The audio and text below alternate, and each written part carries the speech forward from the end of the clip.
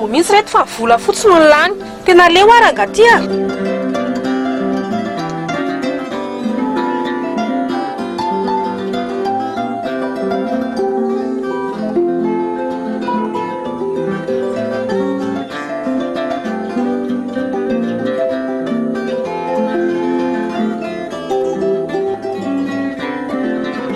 neny jereo hitatro ny tsy fombiaza ity vahaolana efatrano fampiofanana miaraka amin'ny banky mpamatsy vola miaraka amin'ny dokotera mpanara-maso ny fiompiana ary indrindraindrindra fananganana tetika asa tena ilayntsika ity inona indray ny andrasana dao mandeha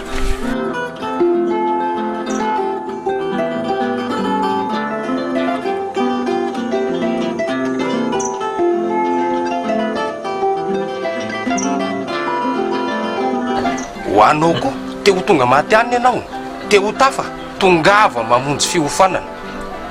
ankasitraka